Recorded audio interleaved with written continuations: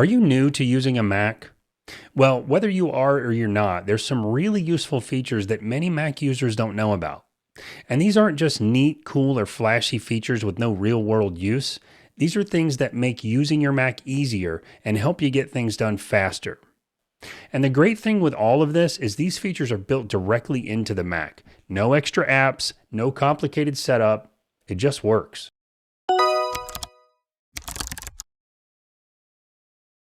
Hey, and welcome back to my channel. If you're new here, my name is Dan, and I've worked in corporate technology support for over 30 years. I mention this to say I'm well versed at keeping tech simple and easy to use. And my goal on this channel is to save you time, hassle, and frustration, and also save you money by helping you get what you need without paying for stuff you don't. Today, I'm going to show you 5 Mac features that you'll actually use. These are not obscure niche things, these are legitimate time savers. And many of these are designed to work with your Mac and other Apple devices like an iPhone or an iPad. Okay, let's start with one of the most useful features for iPhone users, that's making and receiving calls directly on your Mac. When this is set up correctly, your Mac basically becomes an extension of your phone. So maybe your iPhone's charging in another room, maybe it's buried in a backpack, or maybe you just don't feel like grabbing it every time it rings. Here's how you enable this on your iPhone. First, you're going to open the settings on your iPhone. When you get to the main settings page, you're going to scroll all the way down to the bottom where it says Apps. Then select Apps. Now we can scroll all the way down to the Phone app, or we can just select the P over here on the right. I selected the P to quickly jump to the P section, and now I'm going to scroll down and select Phone. Once I'm in the Phone section here, I'm going to scroll down again until I get to Calls on Other Devices. Select that, and make sure this toggle at the top is turned on, Allow Calls on Other Devices. You'll also notice down below here it says Allow Calls On. Here you want to make sure that your Mac is selected. You'll also notice if you have more than one Mac or you also have an iPad, you can turn it on to allow the send and receive calls feature to work from those devices as well.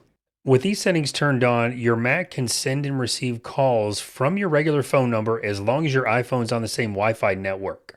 But if you want it to work from anywhere, no matter where your iPhone is, there's another setting we need to turn on. It's very quick and simple. Just select the back button and then select Wi-Fi calling.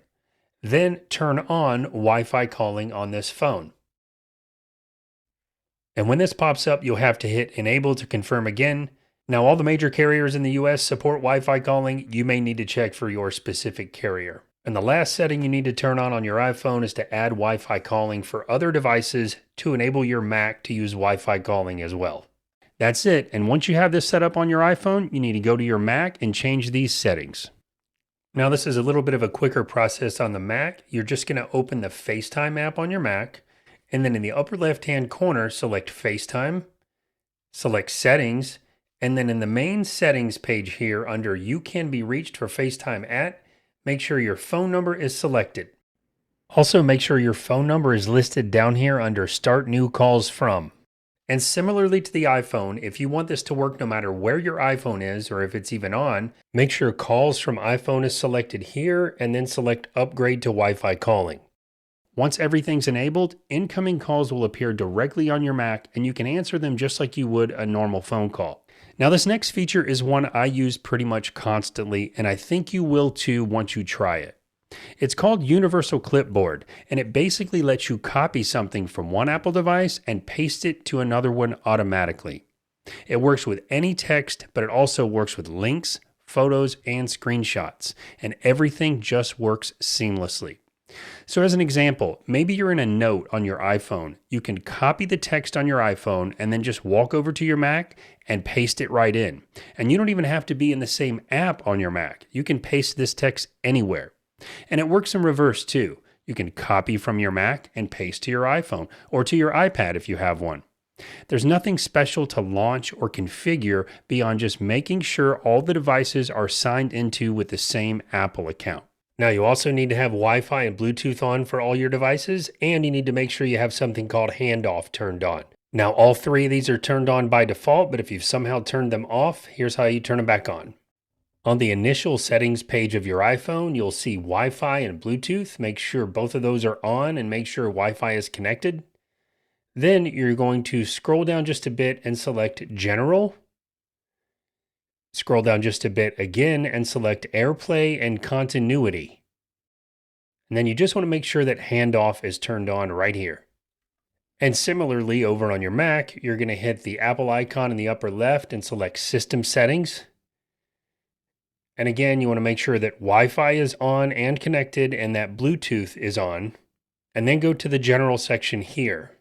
Then select AirDrop and Handoff. And just make sure this top setting is turned on here that says Allow handoff between this Mac and your iCloud devices. And with these settings turned on, it just works. And honestly, after using it for a while, it totally becomes second nature. Hey, if you're finding value in this video, clicking the like button below really helps the channel grow. And if you want to see more Mac tutorials and tips, hit the subscribe button below and then hit the little bell so you get notified every time I post something new. I really do appreciate the support. All right, next is something that still surprises a lot of people. You can scan documents directly into your Mac using your iPhone. In one of my other videos, I showed you how to use your iPhone to scan documents into the iPhone itself. But you can also scan documents directly to your Mac using your iPhone without the file ever actually being saved on your iPhone. Now you can do this directly from the desktop of your Mac, but I've created a folder here called Temp just to be a little more organized. Now here in this Temp folder in Finder, I'm simply going to right mouse click, and when this menu pops up, I'm going to select Import from iPhone or iPad, and then I'm going to select Scan Document. And then immediately you'll get this pop up on your Mac screen and your iPhone will come to life. All you have to do is hold your iPhone up over the document. It will automatically scan it. And then when you select this checkbox here, letting it know you're done, your phone will go right back to its previous state and your Mac will have saved this document as a PDF scan in the chosen folder. This also works for photos and sketches too. These will save directly to the folder that you're in Finder or to the desktop if that's where you are.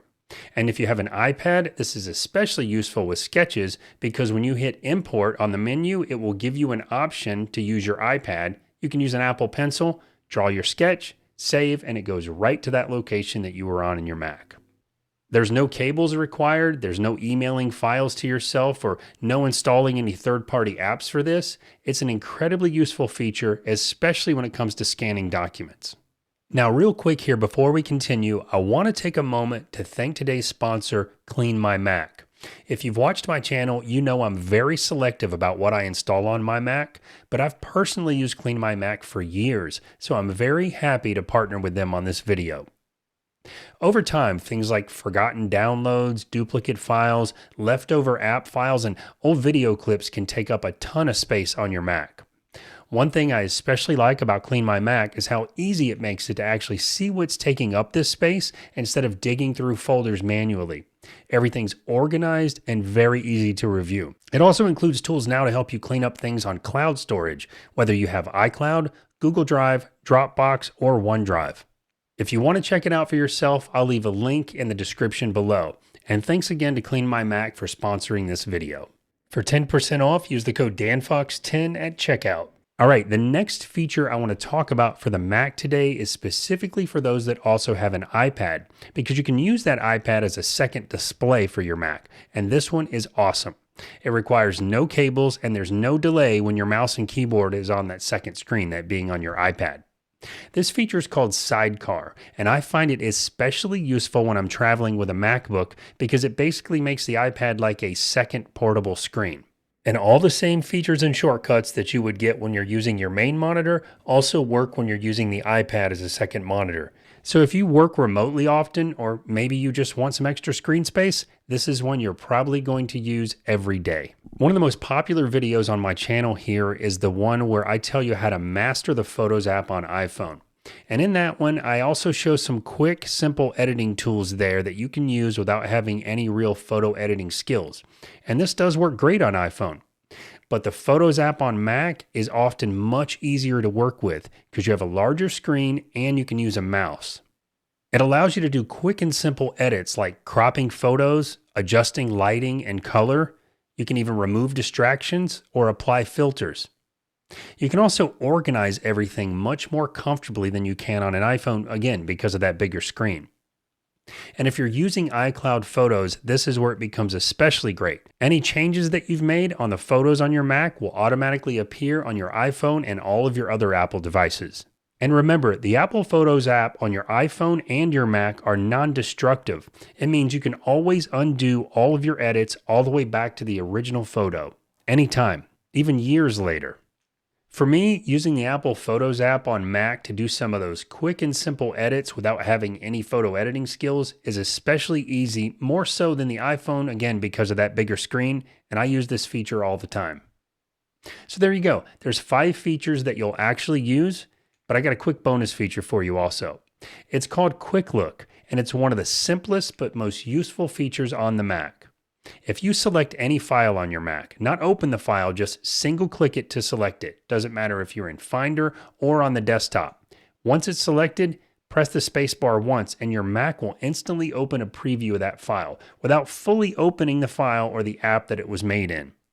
Tap the spacebar again and the preview closes.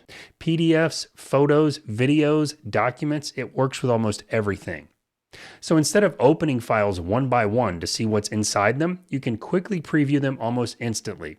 Now this might seem obvious to some of you, but I have seen people using Macs that did not know this was something you can do, and this is absolutely a must-use feature. All right, that's it. I really hope this video helped you discover something new on your Mac that you will actually use. If you have questions, please leave them down in the comments. I read every single one of them. And if you want to continue learning more about your Mac, click one of the videos that's on screen right now. Thank you so much for watching. I'll see you next time.